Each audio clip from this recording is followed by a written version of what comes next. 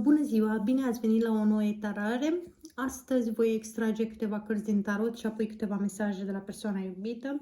Să vedem ce simte această persoană, ce simțiți dumneavoastră și care este energia dintre voi în prezent.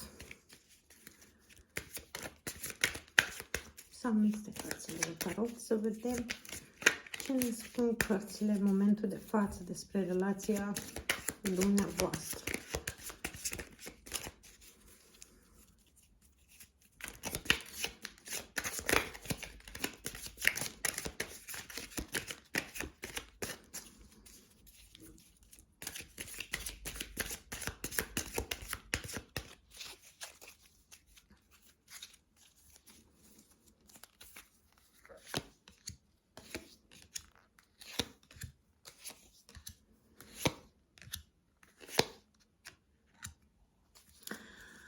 În prezent, energia dumneavoastră este îndreptată spre această persoană. Ați dori să începeți ceva nou cu pasiune. Ați dori să vă apropiați mai mult de această persoană, dar aveți o greutate în spate. Ceva n-a mers, ceva care vă doare încă, o greutate din trecutul vostru împreună și cărați această greutate încă cu voi. Practic vă gândiți la ce s-a întâmplat în trecut și cărați greutatea cu voi, sau poate aveți probleme și în viața reală, anumite responsabilități care încurcă un pic lucrurile în relația dumneavoastră cu această persoană. Iar în energia persoanei dumneavoastră vedem aici un nou proiect, poate vrea să înceapă un nou proiect cu dumneavoastră, vrea să pună bazele a unui viitor stabil. Vine aici și cu un as de spade, ceea ce semnifică un adevăr clar, care vrea să vi-l vorbească, dar în același timp este un pic confuz, nu știe dacă să se apropie de dumneavoastră, să vă spună lucrurile acestea, probabil este teamă de respingere, de faptul că nu va fi înțeles și are un pic de reținere totuși în sensul de a veni la dumneavoastră cu această ofertă, de a face planul pentru viitor, are anumite rețineri în acest sens. Iar energia totală a relației, vedem aici regele de bâte, ceea ce semnifică o persoană foarte atractivă, care e plină de viață, vrea să experimenteze viața din plin, vrea libertate, dar poate să fie serios, adică vine cu o energie destul de bună în relația cu dumneavoastră. Iar aici mai vedem și 2 de cupe, ceea ce semnifică că relația aceasta este una bazată pe sentimente din partea amândurora. Unul vine cu cupa lui de iubire și celălalt aduce cupa lui, deci se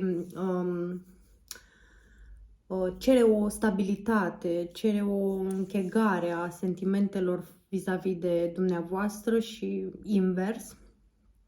Ar fi bine să vă deschideți din punct de vedere sentimental mai mult, să aveți încredere în această relație, asta dacă vă doriți, și să fiți deschiși la iubirea celuilalt.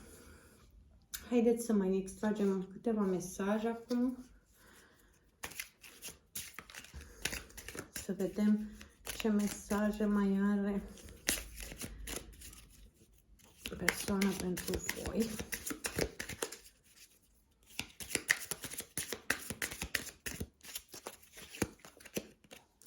Te vreau.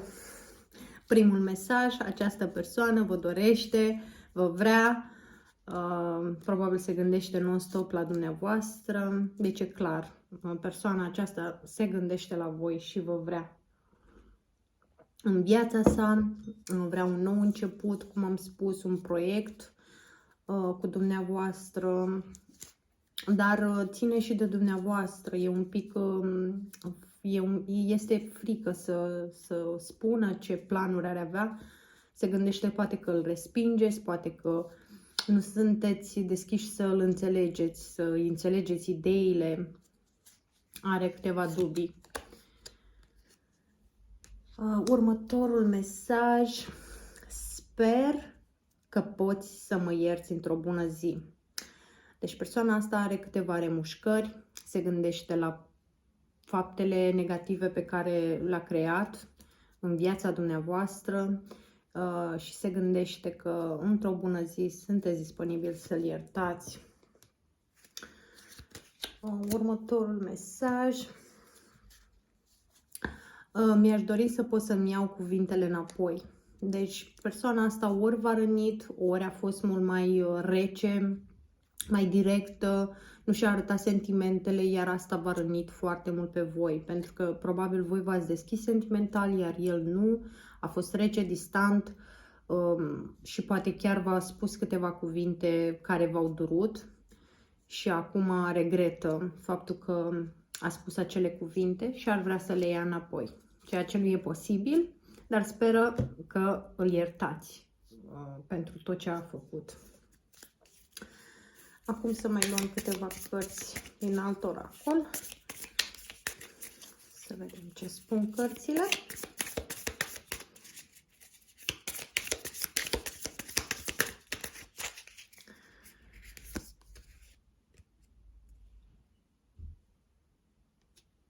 Se gândește la voi, se uită la pozele dumneavoastră,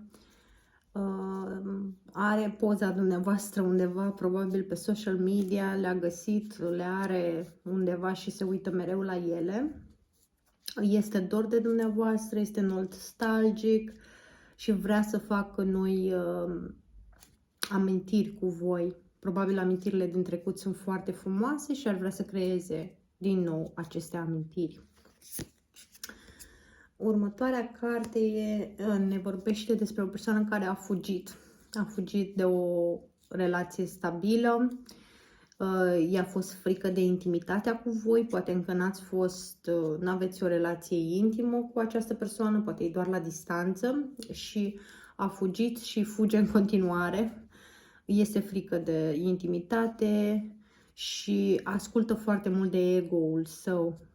Probabil are o mândrie aparte, ceea ce nu-i prea bine.